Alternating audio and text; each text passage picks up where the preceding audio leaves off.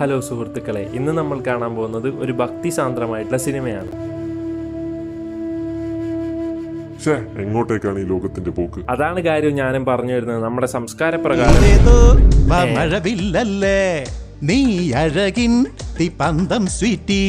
So guys, welcome to the world of Acharya. അങ്ങനെ സിനിമയിലേക്ക് വരികയാണെങ്കിൽ നമ്മുടെ ചിരഞ്ജീവി ഒരു മാതൃകാ പുരുഷനാണല്ലോ. അതുകൊണ്ട് തന്നെ ഇങ്ങേർക്ക് പ്രത്യേകിച്ച് വേറെ പണിയൊന്നുമില്ല. നാട്ടിലുള്ള ഗുണ്ടകളൊക്കെ അടിച്ചു നന്നാക്കുക എന്നുള്ളതാണ് ഇങ്ങേരുടെ ഒരു ഹോബി. പക്ഷെ എല്ലാ സിനിമയും പോലെ സാധാരണ അടിയൊന്നുമല്ല, കാരണം ഇതൊരു ഭക്തി സിനിമയാണ്. അതുകൊണ്ട് തന്നെ നമുക്കൊരു ഭക്തി ഫൈറ്റ് ആവാം.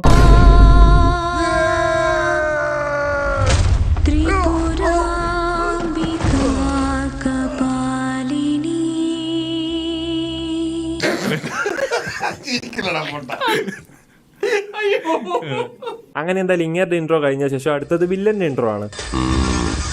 എന്ത്? അത് വിടും. എന്തായാലും ഇതിന്റെ ഇടയ്ക്ക് നമ്മുടെ ചിരഞ്ജീവി വന്നിട്ട് വില്ലൻ അങ്ങ് മാർക്ക് ചെയ്ത് വിടും. അങ്ങനെ കൈക്ക് മുറിവ് പറ്റി നമ്മുടെ വില്ലൻ പറയും, പിന്നെ ഇവിടെ ഇയാൾക്ക് വേറൊന്നും പറയാനില്ലേടെ? പറയാനുണ്ട്. എന്താ പറ, ഒരു ഡയലോഗെങ്കിലും ഒന്ന് കേക്കട്ട്. അവന്റെ അമ്മയുടെ വീടിന്റെ തൊട്ടടുത്ത് തന്നെ എന്റെ വീട്, എന്നിട്ട് അവൻ എന്നോട് ഇങ്ങനെ പെരുമാറണേ.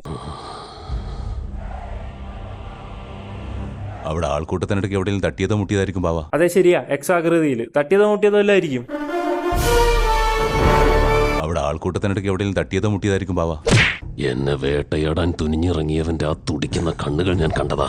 യെസ്, അങ്ങനെ ഫൈനലി നമ്മുടെ വില്ലൻ വാ തുറന്നിരിക്കുകയാണ്.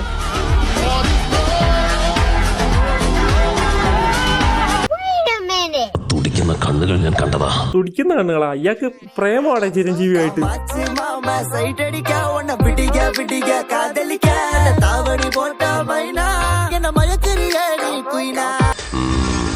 മുഖത്ത് നോക്കി സംസാരിക്കാത്തതെന്താ? നിങ്ങൾ ലെവലൊക്കെ അല്ലേ, നാണം വല്ലതും ആയിട്ടായിരിക്കും. ഓക്കെ, അങ്ങനെ വില്ലനെ മാർക്ക് ചെയ്തൊക്കെ കൊണ്ട് തന്നെ ചിരഞ്ജീവിനെ ഒതുക്കാനായിട്ട് നമ്മുടെ റാത്തൂൺ സാറ് വരും. റാത്തൂൺ സാർ, നിങ്ങളോ? വരൂ. ആൻഡ് പുള്ളീനെ ഒതുക്കാനായിട്ട് ഈ രണ്ട് വില്ലന്മാരും കൂടെ ചേർന്നിട്ട് പുതിയ പ്ലാനൊക്കെ അങ്ങിടും. എനിവേ, ഈ പ്ലാൻ എന്താന്ന് ചോദിച്ചാ,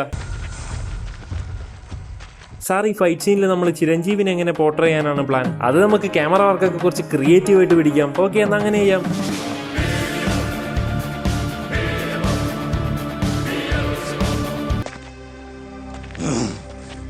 എന്റെ അമ്മ തുടങ്ങി. അങ്ങനെ എന്തായാലും ഈ ഫൈറ്റ് ഒക്കെ കണ്ടുനിന്ന നാട്ടുകാർ പറയും, ഫൈറ്റിന് ശേഷം ചിരഞ്ജീവിയും വില്ലനും തമ്മിലുള്ള വാക്ക് തർക്കത്തിൽ ഇവര് തമ്മിൽ പറയും.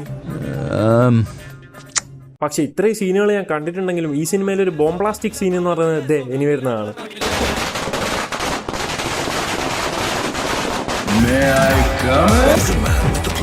എന്റെ പൊന്നോ വേണ്ട, ഇനി അതുകൂടെ ഇതിൽ താങ്ങാനുള്ള ശേഷിയില്ല. ഓക്കെ, അങ്ങനെ നിങ്ങളിപ്പോ ചിലപ്പോൾ വിചാരിക്കുന്നുണ്ട് ഈ പൂജ ഹെഡ്ഗി ഇതിൽ ആരാണ്? പക്ഷെ നിങ്ങൾ പേടിക്കേണ്ട, സാധാ തെലുങ്ക് സിനിമ പോലെ ചിരഞ്ജീവിയുടെ പേരല്ല, പുള്ളിക്ക് ഓൾറെഡി ഒരു പേരുണ്ടല്ലോ. ഇതിൽ പൂജ ഹെഡ്ഗി ആക്ച്വലി രാംചരന്റെ പേരാണ്. ആൻഡ് നിങ്ങളിപ്പോ വിചാരിക്കുന്നത് ഈ രാംചരണൊക്കെ എവിടുന്ന് വന്നതാണ്? ആൻഡ് രാംചരനെ പറ്റി അറിയണമെങ്കിൽ നിങ്ങൾ ഫ്ലാഷ് ബാക്ക് അറിയണം. So let's go to the flash back.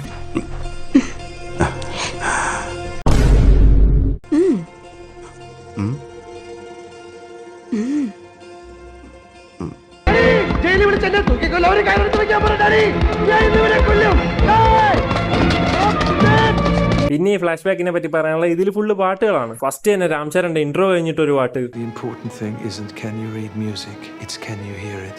Can you hear the music, Robert? Yes, I can.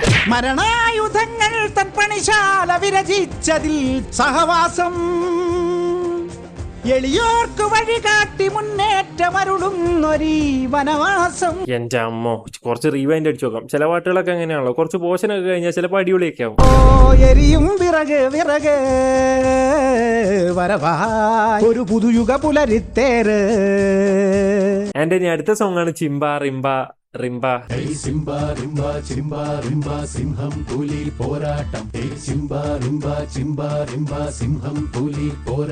അതായത് ഈ സോങ്ങിൽ ചിരഞ്ജീവിക്ക് ഒട്ടും വയ്യ. പുള്ളിക്ക് ഡാൻസ് ചെയ്യണമെങ്കിൽ രാംചരനെ ചാരിയിരിക്കണം, രാംചരന്റെ മടി കയറിയിരിക്കണം, ഇങ്ങനെ എന്തൊക്കെയാണ്. അതായത് പുള്ളിക്ക് മൊത്തത്തിൽ വയ്യ. രാംചരൺ പിന്നെ ഭയങ്കര നന്മയൊക്കെയുള്ള ഒരാളായതുകൊണ്ട് അതൊന്നും വലിയ പ്രശ്നമില്ല. അതായത് രാംചരന്റെ നന്മയെ പറ്റി നിങ്ങൾക്ക് അറിയില്ല.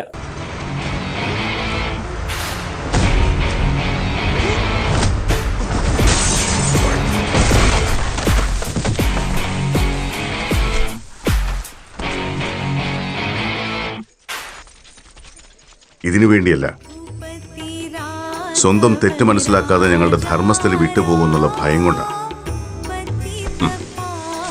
കുറച്ചു നാളൂടെ താമസിച്ചിട്ട് ധർമ്മം തിരിച്ചറിഞ്ഞിട്ട് പോവാം.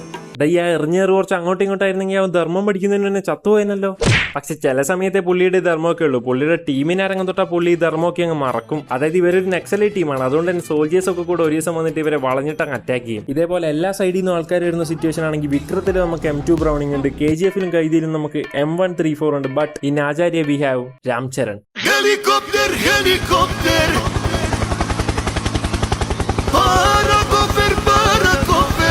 പക്ഷേ ഈ കറങ്ങി അടിക്കുന്നതിന്റെ കിടക്ക് നമ്മുടെ രാംചരൺ എങ്ങനെയോ വെടിയേക്കും.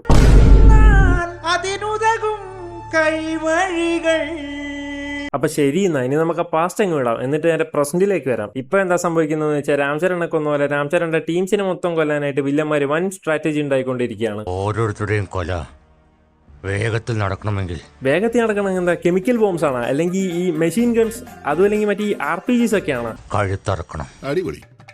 ആൻഡ് ഈ മണ്ടന്മാരെല്ലാരും കൂടെ അങ്ങനെ പൂജ ചെയ്തുകൊണ്ടിരിക്കുന്ന ആൾക്കാരുടെ കഴുത്തിറക്കാൻ വേണ്ടി പോകും. പക്ഷേ നമ്മുടെ ചിരഞ്ജീവി അപ്പൊ തന്നെ അവിടെ വരും. അങ്ങനെ അതിന്റെ ഇടക്കാണെങ്കിൽ നമ്മുടെ ചിരഞ്ജീവിക്ക് തലക്കടി കൊണ്ട് റിലേ പോയി നമ്മുടെ മരിച്ച രാംചരനൊക്കെ കാണും. ഒരു പുതുയുഗ പുലരിത്തേര്. അങ്ങനെ ഈ ഗംഭീര പാട്ട് കേട്ട് ഹൈപ്പായ ചിരഞ്ജീവി നമ്മൾ ഇതുവരെ തെലുങ്ക് സിനിമയിൽ കാണാത്ത രീതിയിൽ ശൂലത്തി തറച്ചു വില്ലനെ അങ്ങ് കൊല്ലും. 100% പ്രഡിക്റ്റബിൾ അല്ലാതെ ക്ലൈമാക്സ്. സോ ഈ അൺപ്രഡിക്റ്റബിൾ ക്ലൈമാക്സിലൂടെ സിനിമ എങ്ങനെ കഴിഞ്ഞിരിക്കുകയാണ്. ആൻഡ് ഇത്രയും നേരം ഈ വീഡിയോ കണ്ട് സപ്പോർട്ട് ചെയ്ത നിങ്ങളോട് എനിക്ക് പറയാനുള്ളത്, പുറത്തേക്ക് വന്ന് ഞങ്ങളോടൊപ്പം കൂടിയാൽ നിങ്ങളുടെ ജീവിതത്തിൽ അത്ഭുതങ്ങൾ സംഭവിക്കാം.